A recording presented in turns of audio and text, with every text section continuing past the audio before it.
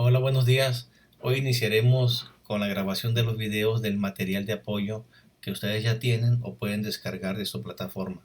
Recuerden que la intención de esto es complementar la información que está en los libros que también ustedes ya tienen de referencia. Empezaremos dando un panorama acerca de las enfermedades bacterianas, que es el tema de esta asignatura. Es muy importante tener en cuenta algunos aspectos acerca de las enfermedades infecciosas, como por ejemplo estos 7 que están aquí, entre otros. Como por ejemplo, ¿quién ocasiona la enfermedad? Es decir, ¿cuál es el agente etiológico? ¿Cómo se transmite ella? Por ejemplo, si es por vía fecal oral, entonces se adquiere a través del consumo de agua y alimentos contaminados con heces fecales. ¿Cuáles son los síntomas y los signos de ella?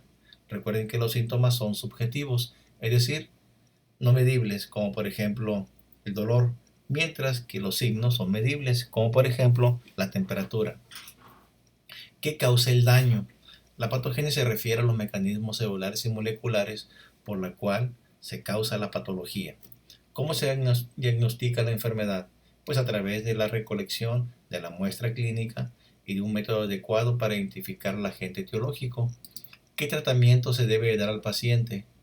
Es decir, la intervención terapéutica que ayudará a eliminar al patógeno y a la recuperación del paciente. ¿Cómo se previene? Esto nos sirve para romper la cadena de transmisión, cosa que estamos haciendo justo en este momento de la epidemia por COVID-19. Empezaremos con algunas enfermedades, describiendo algunas enfermedades muy famosas e importantes. No son las únicas, pero debido al tiempo solamente veremos algunas cuantas. Quisiera tomar el ejemplo del cólera para recalcar estos 7 puntos aquí expresados en forma subrayada y de color azul, para que los vayan siguiendo. Empezamos. El cólera es una enfermedad causada por la bacteria llamada Vibrio cólera. Es de tipo gastrointestinal y las personas se enferman al ingerir agua y alimentos contaminados con esta bacteria, la cual produce una toxina que puede llegar a ocasionar diarrea intensa. De hecho, esta es la principal característica de la enfermedad: vómito, fallo circulatorio y por supuesto la muerte. Se diagnostica por coprocultivo y el tratamiento incluye antibióticos y, recuerden, hidratación. Esto es lo más importante y se debe de aplicar de inmediato al momento de tener una diarrea. Algunas medidas son simples, nos ayudan a evitar los contagios por cólera, tan simples como hervir el agua, cocinar los alimentos de forma adecuada y lavarse las manos, es decir, las medidas de higiene que ya conocemos todos. Es importante entender esto y tratar de evitar futuras pandemias, porque esta enfermedad ha sido responsable de varias de ellas. Aquí en nuestro estado principalmente tenemos la costumbre de consumir algunos productos de origen del mar crudos, como son los aguachiles, el ceviche, las patas de mula, ostiones, etcétera. Y frecuentemente son la causa de esta enfermedad. Por si fuera poco, tenemos algunos recontaminados con la bacteria y pues en ocasiones las hortalizas y los productos agrícolas se riegan con estas aguas y finalmente son ingeridos por nosotros. Aquí en verde les he colocado un poquito acerca del significado de estas palabras para que vean de dónde proviene su origen. La siguiente enfermedad es muy famosa y se llama tétanos. Es causado por una bacteria que se llama Clostridium tetani. A diferencia de la anterior, esta afecta el sistema nervioso central. Y esta bacteria es aerobia estricta, formadora de esporas, y por lo tanto es una bacteria que la encontramos en todos lados, es decir, es ubicua. Por eso es fácil que esta bacteria contamine heridas de notoriedad y una vez en la herida, la bacteria empieza a proliferar y produce una toxina que recibe el mismo nombre de la enfermedad, que ocasiona espasmos musculares, es decir, graves contracciones generalizadas, lo cual daña muchos órganos, incluyendo los músculos respiratorios, y esto puede llevar a la muerte del paciente. La enfermedad es de rápida evolución y de alta mortalidad, así que por eso nuestra abuela, cuando alguien se cortaba, rápidamente corría con el chamaco a la Cruz Roja, no sin antes desinfectar la herida con agua oxigenada y por supuesto una buena sacudida para que no se repita la historia, ¿verdad? Otra enfermedad muy famosa es la gangrena gaseosa. Es causada por una bacteria llamada Clostridium perfringens. Esta bacteria, al igual que la anterior, es anaerobia estricta y formadora de esporas y por lo tanto ubicua. También contamina heridas, pero en esta ocasión Clostridium perfringens es poseedor de un gran arsenal de enzimas y toxinas que son capaces de ulcerar y de necrosar los tejidos con gran velocidad de extensión. Por lo tanto, es capaz de ocasionar fiebre, putrefacción de la herida e insuficiencia renal que lleva a la muerte. Recuerden que es de rápida velocidad de extensión, por eso las personas deben de atenderse las heridas sugestivas de gangrena con la mayor brevedad posible.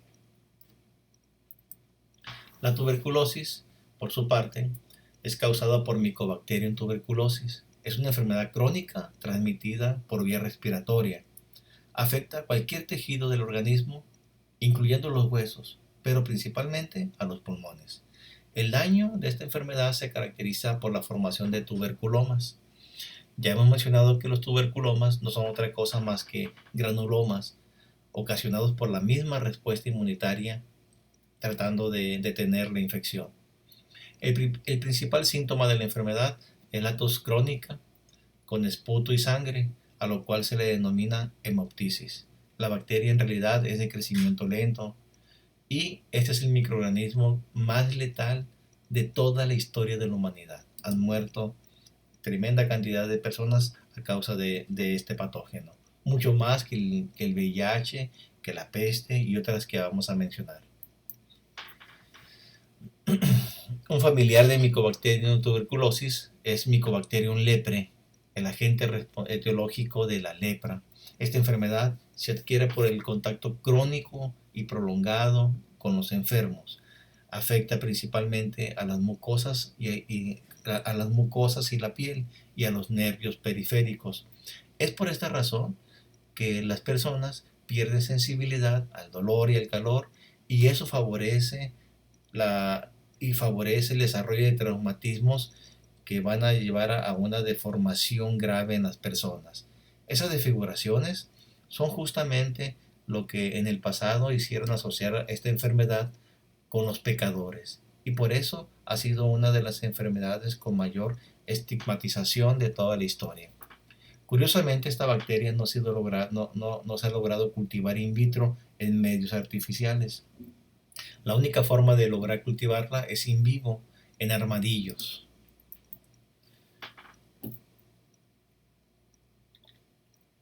Por su parte, la peste es causada por Yersinia pestis.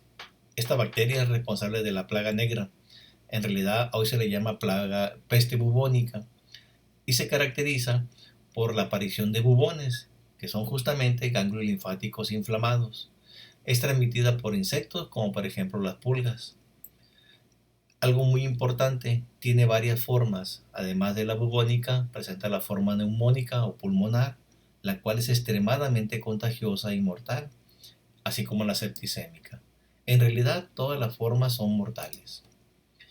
De hecho, ha sido responsable de una gran cantidad de pandemias a lo largo de la historia, devastadoras a más no poder. Esa alta mortalidad hizo que la gente pensara que la peste era un jinete del apocalipsis. En esta imagen podemos ver a los médicos que trataban la peste y pues ahora solamente cambian esta mascarilla por una mascarilla N95 y tendrán el equivalente moderno. Por su parte, la neumonía bacteriana es causada por Streptococcus pneumoniae. Esta afecta a las vías respiratorias y puede llegar a impedir el intercambio gaseoso derivado de la inflamación de los espacios alveolares y de la formación de un exudado fibrinoso que tapa esos conductos respiratorios, lo cual hace que el paciente tenga mucha dificultad para respirar, disnea, fiebre alta, dolor de pecho, tos, hemoptisis y puede llegar a cuestionar la muerte, generalmente en bebés y en personas de la tercera edad, es donde presenta la mayor mortalidad, a pesar de que se hagan nebulizaciones o incluso ventilación mecánica con los respiradores. Esta enfermedad generalmente ocurre después de una infección viral aguda. Hay que tener mucho cuidado con ese tipo de infecciones porque son bastante contagiosas a través de los estornudos, tos y secreciones, justamente como la que estamos padeciendo en este momento, que es de origen viral, no deja de ser una neumonía. Por su parte, la fiebre tifoidea es causada por Salmonella typhi o entérica.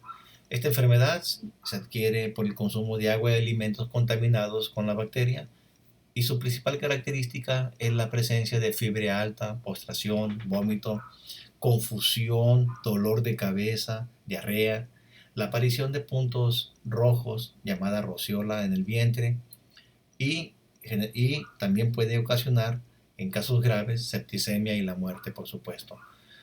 Es una enfermedad que es muy prevalente en nuestro país y ha sido responsable de muchas pandemias. Lo que pasa es que no son tan famosas como las pandemias de viruela o de coronavirus u otras. Ya veremos qué tan importante es. ¿Por qué es esto? ¿Por qué es tan prevalente? Porque generalmente pueden presentarse portadores crónicos. Recordarán a la tremenda Doña Mari. Aquí en México tenemos a Doña Pelos, por supuesto. Para darles un ejemplo de alguna pandemia de fiebre tifoidea, recordemos la gran pandemia de Cocoliztli. Los españoles trajeron al país varias enfermedades nuevas como la viruela, el sarampión, la sífilis, la parotoditis, la parotoditis o las paperas y el tifus. Todos recordarán muy bien que la epidemia de viruela mató a varios millones en aquel entonces. Sin embargo, la epidemia más devastadora y que prácticamente acabó con el 80% de los nativos fue justamente la fiebre tifoidea. De hecho, la palabra coco significa literalmente enfermedad. La shigellosis o disentería baciliar es una enfermedad gastrointestinal causada por bacterias del género Shigella y se adquiere por ingerir agua y alimentos contaminados con ella. Ocasiona diarreas acompañadas de pequeño volumen acompañadas de dolor, sangre y moco y puede ser mortal. Es mortal porque la bacteria produce una toxina que se llama Shiga y es de alta prevalencia en la población. Una muy famosa en estos días es la úlcera gástrica. Esta enfermedad, junto con la gastritis, es causada principalmente por Helicobacter pylori. Anteriormente, recordemos que era atribuida al estrés y el consumo de algunos alimentos y bebidas chatarras como el chamoy, entre otras cosas. En realidad, es posible que cerca del 60% de la población mundial o más esté infectada con la bacteria, es decir, es altamente prevalente. La bacteria logra sobrevivir en el entorno ácido del estómago derivado de su potente actividad de urasa, lo cual origina la formación de amoníaco, lo que se puede detectar incluso en el aliento de los pacientes. Malas noticias, esta enfermedad se ha asociado al desarrollo de cáncer gástrico. La difteria es causada por Corynebacterium diphtheriae. Esta enfermedad aguda afecta principalmente a los niños y se caracteriza por la formación de placas o pseudomembranas de tipo fibrinoso en las vías respiratorias superiores, faríngeas o faringe, lo cual termina por obstruir la respiración. Si esto ocurre, hay que aplicar una traqueotomía para que el paciente pueda seguir respirando. Sin embargo, la bacteria además secreta una toxina que afecta el corazón y generalmente puede ocasionar la muerte. Esta enfermedad es altamente infecciosa y epidémica y de alta mortalidad. Afortunadamente la vacunación ha sido mucho más que efectiva y prácticamente hay un bajo número de casos anualmente de esta enfermedad. Finalmente, pero no menos importantes, tenemos algunas enfermedades como la brucelosis causada por brucela y que se adquiere por el consumo de productos lácteos contaminados con la bacteria, así como los quesitos del rancho de La Palma, entre otros más, ¿verdad? No, es mentira. Yo no conozco si están contaminados. También se le llama fiebre de Malta o de Mediterráneo porque ya es muy común el consumo de productos lácteos. Ocasiona una fiebre nocturna elevada, afecta el sistema nervioso central entre otras características. Es una enfermedad muy prevalente en nuestra población sinaloense. La enfermedad intestinal es causada por Campylobacter jejuni. Esta bacteria es responsable de una gran cantidad de casos de envenenamiento alimentario y actualmente se cree que causa más que la misma salmonela. Y por último, las infecciones piógenas o cocos piógenas. Estas bacterias ocasionan lesiones que tienen como característica principal la producción de pus, responsables de neumonías e infecciones de transmisión sexual como la gonorrea y la sífilis, entre otros. Bueno, por hoy es todo. Nos vemos en el siguiente video. Muchas gracias.